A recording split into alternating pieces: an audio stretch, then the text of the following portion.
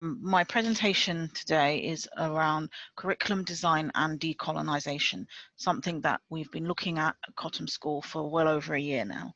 The first thing I want to explain is that the work that we've done around curriculum design at Cottam School has been a long-term process, and it continues to be so.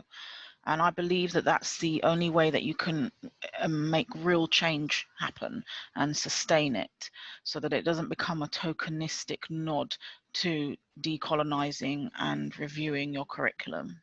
So the first phase of our curriculum redesign was laying the groundwork. And by that, I mean that I started with acknowledging the brutal facts to our staff. So for example, the significant underachievement of Black boys is something that we were seeing in our school, locally, and at a national level. But compared nationally and compared locally, and compared with other groups in our school, our Black boys were still doing worse than we wanted them to be. Similarly, we see Black boys in particular disproportionately represented in high-level sanctions, again at a national level, at a local level, and in our school. And student voice that we had taken part in locally and also within our own school showed us that BAME students do feel that they are treated differently. Something that's particular about the context of Cottam School is the fact that it is like having two schools in one. We are quite a unique school in Bristol in that our school is almost 50-50 divided in terms of economic disparity. And to put it in a nutshell, if you are a white student in our school, you are typically, but not exclusively obviously, typically likely to be from an affluent middle class background living in the locality of around the school. And if you are a Black student, you are typically, although not exclusively, more likely to be from a disadvantaged background and having to travel quite a distance to come into the school.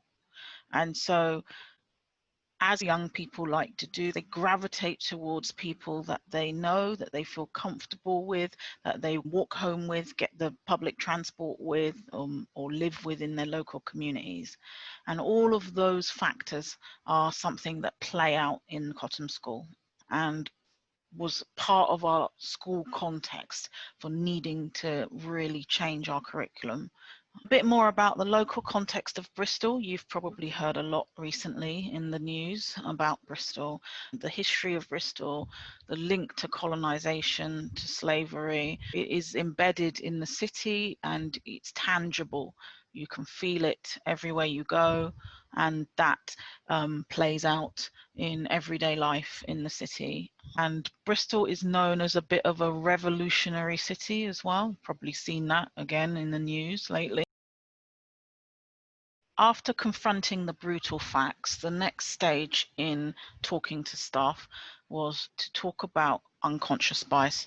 And I felt it was very important to present the vast research that exists around unconscious bias, research that is rooted in education and in schools, not just unconscious bias generally. I also felt it was really important to tell powerful stories and personal narratives about unconscious bias so that staff could really empathize and picture what it feels like to face unconscious bias. And through all of this, I wanted to seed the idea of reviewing the curriculum and behaviour systems. I started out by talking to staff about the fact that many schools try to deal with race equality issues with colour blindness. We need to recognise that some students might need more affirmation because of their social, economic and historical status in our society. So equitable treatment rather than equal treatment is what we need to be striving for. I wanted to point out that this is very true, particularly in Bristol with its very difficult history. And this was the start of talking about the concept of white privilege, that at its most basic level, the idea of white privilege is just having the luxury of being able to take your identity for granted, of knowing where you fit in and what your identity is. And that's something that BAME people in this country do not always feel. We cannot ignore the interplay between class, gender, and ethnicity. That, you know, being BAME is not a homogenous group, and neither is being white British. And we have to recognize that some BAME groups from more affluent communities are outperforming or equalizing with white British students. And we also see white British students across the nation are underperforming, and particularly white working class boys. However, this is what the research says, that even when class is taken into account, BAME students are still underperforming compared to their peers of the same class background. I also wanted to talk to them about what young people are saying in Bristol. You know, young people have contributed to a piece of research conducted by the University of Bristol. They went into 4 schools, Cotton was one of them, and talked to BAME students about how they felt about their school experiences. And these are some of the things that came out of that research.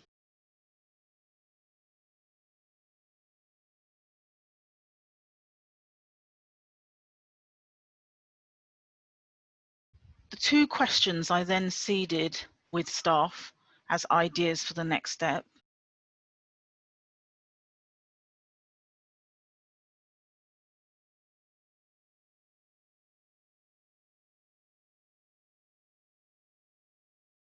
The next step was to create a body of staff from across the school who were really passionate champions about moving this work forward.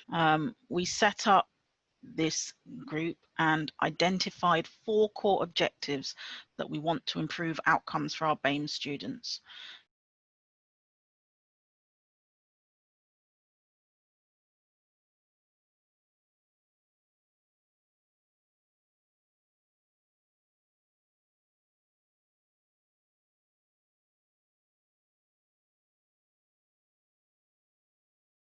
The next step in laying the groundwork is something I mentioned already about having open and honest conversations about race. Children will talk about these things, and so ignoring them is not the answer. My advice is about finding someone, ideally a senior leader, who can be a champion for talking about race issues, someone who's prepared to show some vulnerability and address the difficult topics, someone who's prepared to be frank and then be available to listen and talk about race with students openly and honestly. And by showing vulnerability, I mean sharing personal stories. So something I do with students in assemblies, in small discussion groups, is I've been very open and honest with them about the racism that I've experienced growing up in Britain, the ways I've overcome overt racism, but also indirect, institutional, subtle, hidden racism and discrimination. And I've been very open and honest with them about that, talked through strategies, talked through how it made me feel, and enabled students to have that safe space to talk to me about how they're feeling. And I think it is really important that students feel there is someone that they can talk to about those things. The other thing about having open and honest conversations is staff being informed and our white colleagues to get reading and talking about racism and issues affecting BAME people in our society.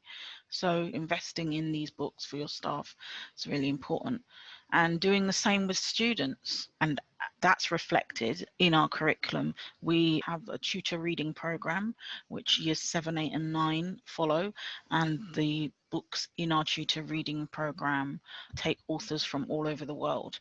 And similarly, our English curriculum has undergone a huge review to reflect that as well. The next thing is about developing a values-based restorative approach to behaviour. And this is something that is ongoing. So I started this work as part of laying the groundwork to the curriculum review.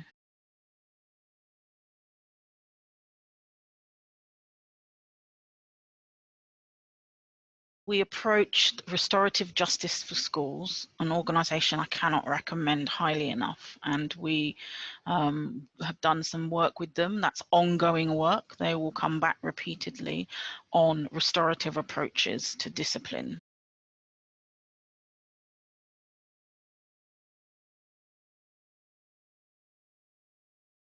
So, phase 1, all about laying the groundwork. Phase 2 was about exploring and discussing our curriculum, and it's really important that I gave lots of examples of the narrative that needs to be challenged and countered.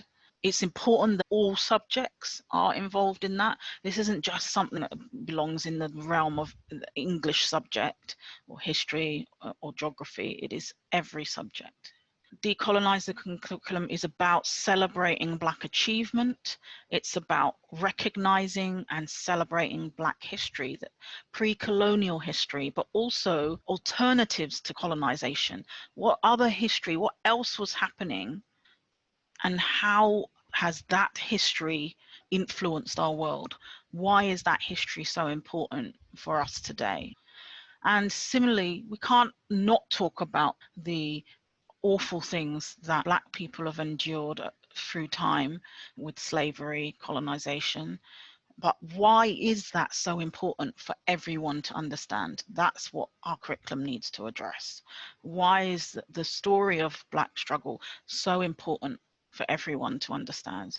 And another bit that ties in with that is recognizing how the actions of colonialism developed white privilege. And so it is important that we offer a safe and structured space in which these debates can happen and students can feel they're safe to talk about them. This actually comes from the new Ofsted framework. The DFE recognise how important it is that our curriculum addresses social disadvantage, that we look at our local context. These are all features of good curriculum design. How can we create a curriculum that achieves a sense of belonging for all students, that's celebrating and understanding that all cultures can teach us about ourselves and the world we live in, but so that students also can play the game of advantage to access the elaborated language codes within education and higher education, that they can impress in an interview, they can thrive in a place where there are a lot of different people, different classes, ethnicities, different forms of privilege, and at the same time they can still be completely secure within their own culture and their cultural experiences, to the point where they can change the status quo in academia and the workplace once they make it there. Our curriculum must have that balance between ensuring that our students have the cultural capital that they need to succeed within our current structures of society, but also that they do not lose sight of what their own cultures and backgrounds bring to the table, the value and the celebration of that. Study after study, including the one I mentioned before that Bristol University ran, that Cottam School took part in, showed that the aspiration of BAME students is not the issue.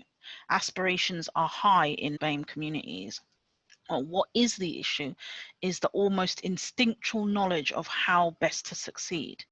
That knowledge needs to be spelt out and repeatedly reinforced to students. And that is for any student with disadvantage, including white working class students. We need to be really careful. Cultural capital, how much can and should schools seek to change? Yes, qualifications, awards, those are things that schools should seek to deliver, knowledge and language. But when it comes to things like accent, style, tastes, mannerisms, beliefs, that's where we need to tread more carefully, because we need to handle that in a way that doesn't make students feel that they're being told that your culture is not good enough. And that's what I mean by learning to play the game, learning to recognize that there is currently a paradigm around style, the type of accent, the received pronunciation that's preferred, mannerisms, and so on. And you can learn to play that game, but at the same time, you need to be true to yourself and you need to celebrate your own background. We just have to be careful about not presenting an ethnocentric curriculum and holding up the white middle class culture as superior. And that now with this curriculum review, we have a huge opportunity to challenge the narrative and change the narrative for our BAME students whose cultures and heritage have not been recognised for its achievements thus far in the West. And also for our white students who need to expand their worldview. Here's a game I gave at the staff. I asked them to name these prominent BAME figures and the achievements and contribution they've made, and very few could be named, probably about 2 or 3.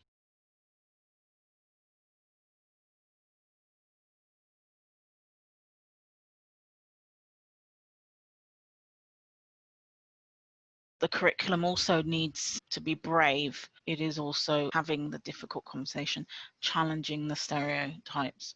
For example, this picture here of all the homeless people sleeping in tents. I asked staff, where do you think that might be? A lot of people said India. And actually, this is Los Angeles. This is just leading up to Hollywood. So challenging that narrative and challenging those stereotypes is really important. I use this diagram to talk about what our curriculum is trying to achieve. That what we build here at the bottom will lead to what's here at the top. A sense of place, a sense of self, that we want our curriculum to give all our students a feeling like they belong and a feeling like they have an identity that is recognized and celebrated. Phase 3 of the curriculum redesign was then about creating a structure for our curriculum review. I said it was really important that we start small, that we look at 1 year group. Let's start with year 7 and really review year 7. I didn't want this to be tokenistic. I didn't want this to be shoehorning in the odd lesson here and there. We need to start with a year group and roll it up. However, I wanted to still allow room for staff passions to develop areas for other year groups. So a history teacher is really passionate about delivering a particular unit in year 8 off the back of the recent Black Lives Matters protests. And of course, we allocated CPD time, we've allocated meetings. I think going into lockdown has helped, but we already had allocated significant amounts of time, whole inset days, to get staff on board, planning, collaborating, talking. And our CPD focused on curriculum development areas, for example, looking at task design, what makes really good task design. It was really important that I set out clear principles for the curriculum. We have a curriculum statement, as does every school, but the curriculum statement is what underpins our principles for our curriculum. And that's really important because every teacher needs to feel they understand what we're trying to achieve with our curriculum. I spent quite a bit of time going over what we mean by them and why these principles are important for our school. Subjects audited their existing curriculum against these defined principles. And I encouraged a real culture of reflective honesty. I said, there's no judgment here. We're on a journey together. Just be honest about where the work is. The time will be given to do that work. And this is why we need to be honest. And there is absolutely no judgment around not having done this before. We're on this journey together. And I was really pleased at the honesty with which all faculties undertook their audit. I considered in advance the questions, worries, fears, criticisms that might arise, and almost mapped them out for myself so that I knew I would respond consistently each time, and I would keep returning to the why we need to do this, and why this is so important for our students and our school. These are the principles that I designed, the principles of our Key Stage 3 curriculum. In relation to our work on decolonising and creating a more diverse, culturally inclusive curriculum, I've highlighted the key principle there. It's about cultural capital, it's about diversity, it's about local history and achievement. It's about thinking about those big ideas, those difficult topics, those that need to be debated. Part of the structure then was I shared this example of a learning journey, and I took a geography one from Twitter. We turned it into an editable version, and I asked staff to create a visual representation of the learning journey for their subject to help them think out their long-term plan for their curriculum. The really important part of revising the curriculum is the unit level framework, and this is the consistency, the need that every subject uses this framework to map out as a medium-term plan the units for that year group.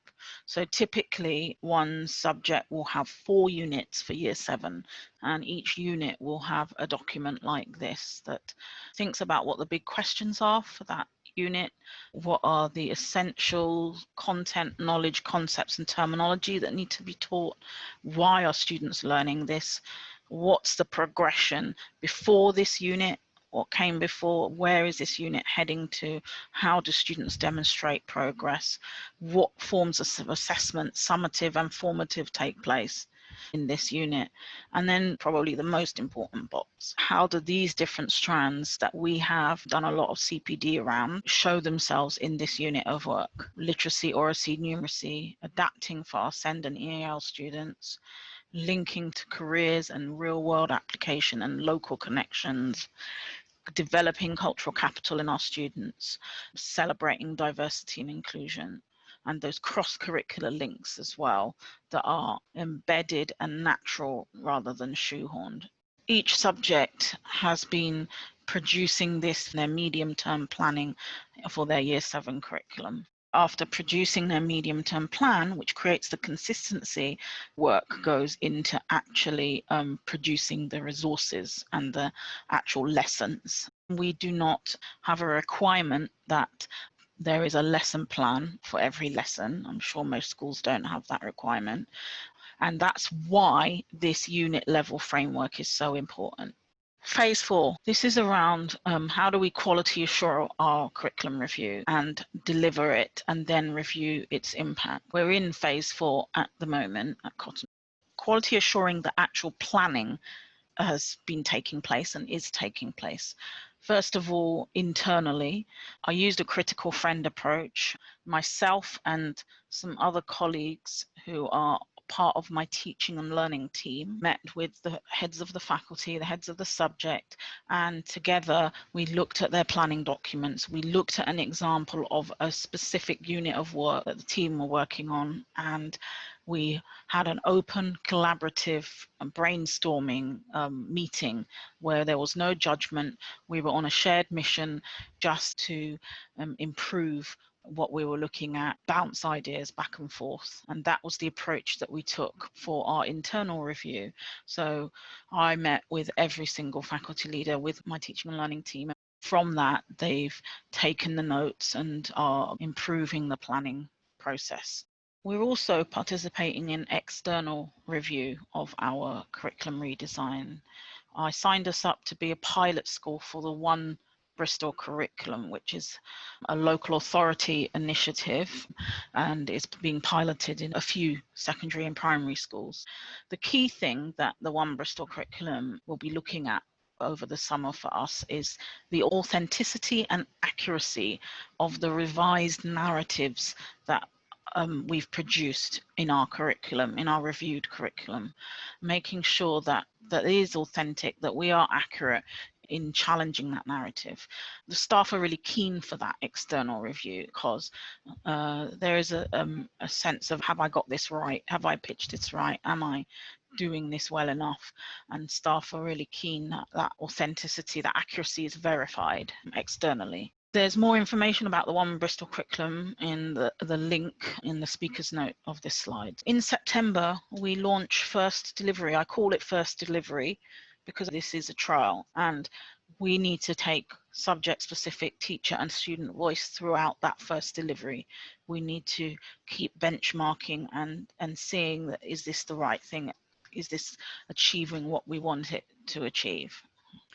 And the staff BAMEed strategy group will take a leading role in that, but also we are now in the process of setting up a student equality and diversity committee through our student leadership structure, a committee that will work very closely with the staff BAMEed strategy group to do that quality assurance, to input into our curriculum and our teaching and learning, and also our behaviour systems as well.